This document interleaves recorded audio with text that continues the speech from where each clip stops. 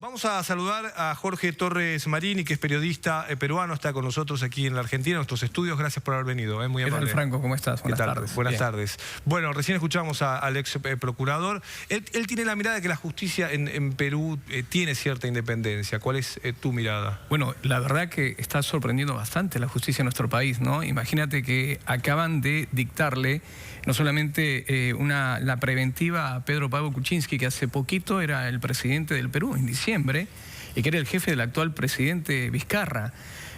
Justamente yo hablaba con un amigo abogado de Perú y me decía, bueno, está habiendo una serie de independencia y como que la gente también se cansó de la corrupción reinante en el Perú de más de 100 años. Habrá que ver cuál es el poder realmente que tiene la justicia para poder llegar. Estamos hablando de hombres muy poderosos, ¿no? Alan García, sí. Pedro Pablo Kuczynski, el expresidente Ollanta Humala, Keiko Fujimori, que también está presa con preventiva sobre el caso Odebrecht de haber recibido coimas de parte de ellos. Entonces estamos hablando de gente muy poderosa que hoy por hoy están purgando condena o tienen preventiva y están siendo investigados. O sea que son varios partidos políticos distintos. Totalmente. Y de diferente ideología. Parecido al de Brasil en ese sentido. Totalmente. De diferente ideología en donde la justicia está actuando.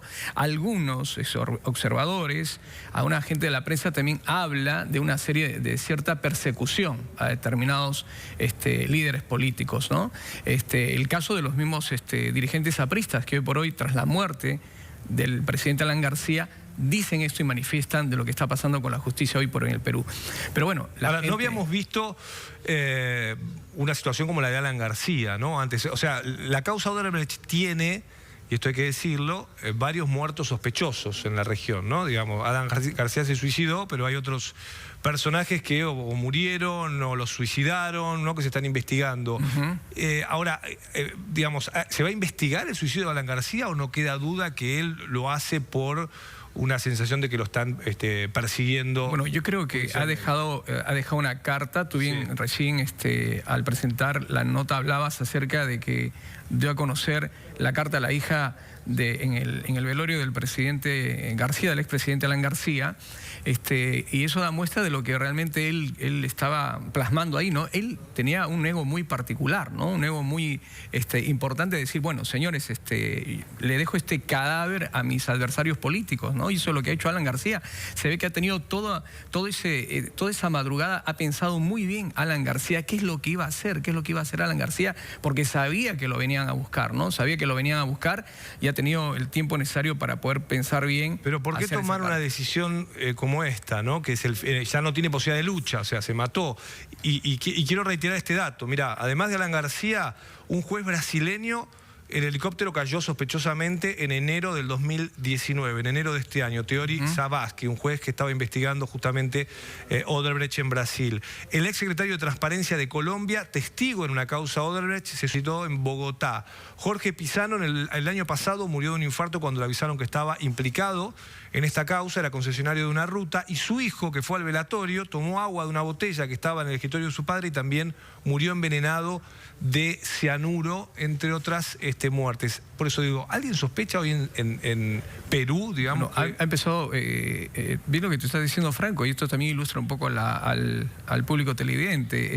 Han empezado a circular una serie de versiones de que se filtraron una serie de fotografías, inclusive del ataque del cerebro y demás, que decían que no era del expresidente Alan García Pérez.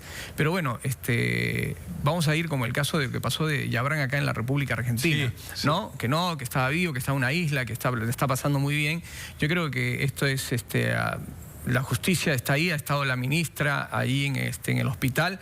Hay una cierta duda, pero me parece que no es tan así en el caso de Alan García Pérez, ¿no? Es impresionante escuchar, ¿no? Todo lo que con dinero público de impuestos, préstamos, los países se endeudan muchas veces para hacer obras que no se hacen. En algunos casos no se inician, en muchos casos ni siquiera se terminan, a pesar de tener el dinero y el financiamiento que desaparece. Ahí es clave la actuación de la justicia, ¿no? Y lo hemos visto, por ejemplo, en la Argentina con el caso del soterramiento del Sarmiento, tantas veces prometido, y nunca finalizado. Jorge, en Perú, en el caso Alan García, la sospecha era sobre el subte, sobre el metro. Sobre el metro de Lima. Sobre el metro de Lima, no tenemos subte, va por arriba el tren, y ahí está la sospecha de lo que ha recibido las coimas. Pero ¿sabes lo que despertó la justicia? Fue que la propia empresa Odebrecht le pagó a Alan García $100.000 cuando fue a dar una conferencia a Brasil, a San Pablo, hace poco. Entonces ha sido ¿Hace poco? Sí, fue el año pasado, si no me equivoco. Después de haber sido presidente, el mismo Odebrecht le paga a Alan García $100.000 por una conferencia que da en San Pablo. Entonces él decía, a mí me están pagando y yo soy un particular que está yendo a dar una conferencia de prensa, una conferencia, a dar una conferencia, y me está pagando, bueno, es Odebrecht, pero yo no tengo nada que ver.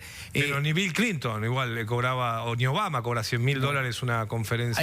Hay una anécdota de Jaime Bailey. En un momento tentó ser candidato a la presidencia del Perú, el reconocido periodista peruano que todos conocemos, y en una charla íntima que él luego lo publicó y de ahí salió todo a conocerse a la luz, Alan García le dijo: esto no me alcanza el sueldo de presidente, yo tengo otro nivel de vida. Y Alan García le dijo en esa íntima conversación: la plata llega sola. No. Entonces, después, eso lo contó Jaime Bailey. Jaime Bailey, siendo Alan García en ese momento todavía presidente de la República. Entonces le preguntaban a Alan García: usted ha dicho esto. Bueno, la plata llega sola cuando uno empieza a dar conferencias, la plata llega sola cuando uno lo invitan, cuando tú como conductor vas a cobrar mucho más. Bueno, son situaciones que realmente se lo veía a un Alan García muy aplomado. Hace poco dio una entrevista a Radio Programas del Perú, hace muy poco, hace unos días nada más, antes de que vayan a dictarle la prisión, la preventiva, la preliminar, perdón, que lo iba a detener por 10 días, antes que ocurriera su suicidio. Y realmente ha conmocionado esto, ¿no? Realmente lo que él decía, pero bueno, hay que ver, y él ahí manifestaba: yo he recibido dinero, pero no de coima. Yo soy un presidente que no ha recibido coima, y que mis enemigos, lo que a él decía que le jugaba en contra, es que había sido presidente 2 veces del Perú. Sí. Bueno, la justicia está actuando. Recién ¿Hay pruebas sobre lo del Metro de Lima? Sí, Mira, esto está empezando a investigar. Habla de $4 millones. Más o menos. Yo lo que... bueno, sí, ese es el dato que más o menos uno tenía, y que había recibido esa cantidad de dinero. Pero hay que tener en cuenta que él estuvo investigado anteriormente. Un diputado congresista del Perú, Popio Olivera, lo persiguió durante mucho tiempo. Él estuvo asilado en Colombia, luego en Francia. Fujimori, el gobierno de Fujimori lo investigó duramente a él y salió invicto de todo esto, ¿no? Ahora, él seguramente no ha querido pasar esto nuevamente, de ir a la cárcel y demás, y ha optado por esta decisión. Lo que sí se había investigado era en ese caso en su primer gobierno, ¿no? Pero ahora hay que ver qué es lo que ha pasado en este segundo mandato, con lo que el fiscal seguramente, José Domingo Pérez, tenía para hacerle una acusación ya más formal al expresidente Alan García Pérez, ¿no? Bueno, Jorge, te pregunto, algunos plantean que debiera haber como una especie de corte internacional de la corrupción, ¿no? Donde la justicia esté incluso... Está también Jorge Amaya escuchando esto desde Venezuela, perdón, Víctor, desde Venezuela. Una especie de corte internacional de justicia, ¿no? Porque cuando ocurren estos casos, ¿no?, de una corrupción global tan grande, tan relevante y tan difícil, muchas veces de que los países avance la justicia, ¿no? Porque vamos viendo que en algunos casos sí, en otros no. En otros no hay países donde no hay nadie preso. Uno de los casos es la Argentina, donde no hay nadie preso por empresas que han dicho sí, le pagamos coima. O sea, no es que es una investigación periodística, es que los propios acusados confiesan haber pagado coimas a la justicia, y así todo mantienen su libertad por X razones, 1000 motivos, ¿no? Si analizamos toda América Latina. Pero en el caso de Venezuela, Víctor, incluso parece más injusto todo esto, ¿no? Porque en nuestros países por lo menos hay democracia. Digo, en Venezuela la situación todavía es más complicada. No solamente eso, sino que el propio, la cooptación que hay desde el partido de gobierno a las instituciones hace pensar que una investigación así no se hará, y hace dudar de las que se han hecho, porque pueden tomarse como persecuciones políticas. Por ejemplo, cuando el fiscal general actual, el que está en el cargo, Tarek William Saab, asumió ese cargo por orden de la constituyente, cosa que no está en la Constitución, pero bueno, es el hombre que está en esa oficina, lo primero que hizo fue enviarle un mensaje al que manda en el partido de gobierno, Diosdado Cabello, y les dijo: no los defraudaré, siempre cuentan conmigo. Entonces, claro, y Diosdado Cabello hizo público este mensaje en televisión nacional.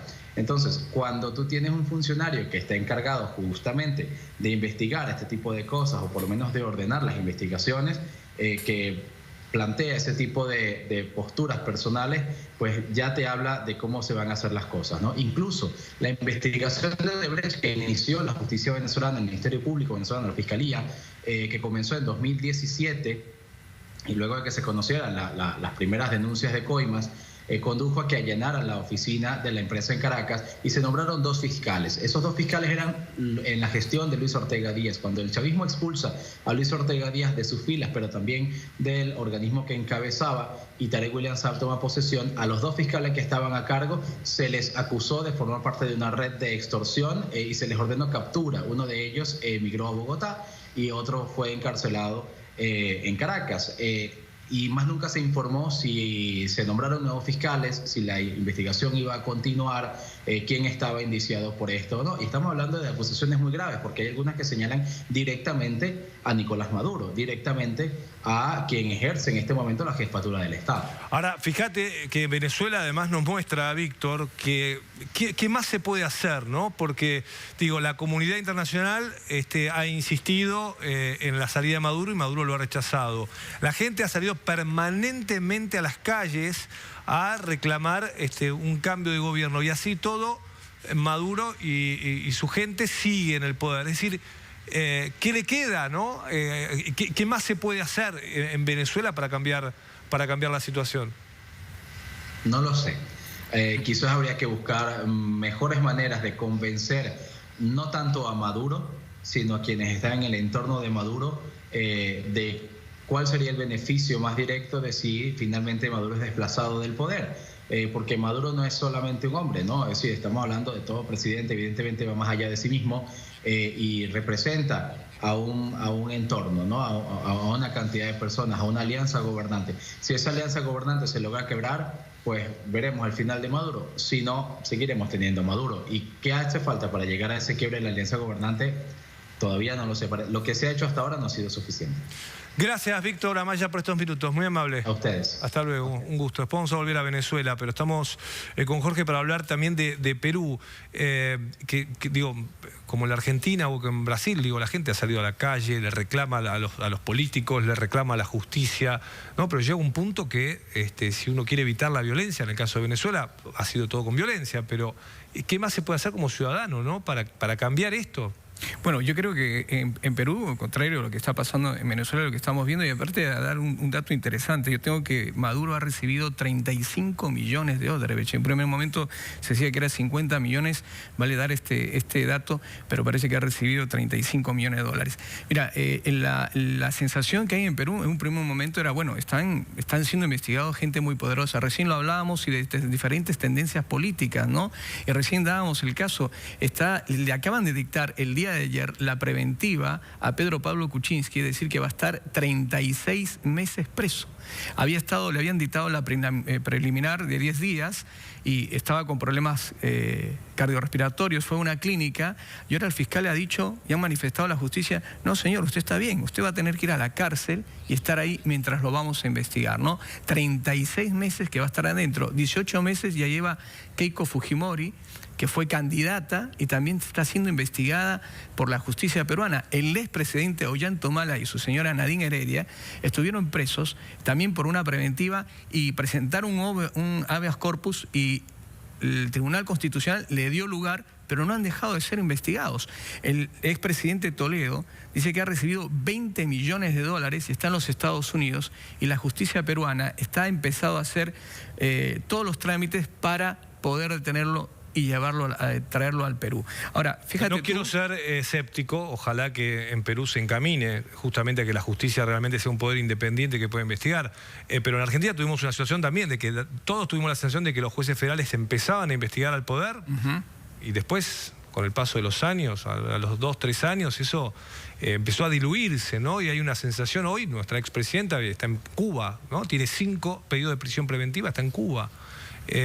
porque bueno, tiene fueros como senadora, y hay que esperar una condena firme que puede tardar 10, 15 años, o sea, una situación bastante absurda. 5 pedidos de prisión preventiva tiene. Bueno, recordemos que el expresidente Fujimori está preso por temas de lesa humanidad, pero acá hay una controversia hace poquito por el tema Barrios Altos y de la Universidad de La Cantuta, y recién acaba uno de los implicados, o uno de los que estuvo ahí, que digamos que mató a esa gente, dijo que la orden no había sido dada por Fujimori, sino por el que comandaba el operativo, que se había embriagado, dijo, mátenlos a todos. Ahora, estas situaciones son medias complicadas, ¿no? Pero vamos al caso de que hoy por hoy en el Perú expresidentes y candidatos a la presidencia están siendo investigados, están presos.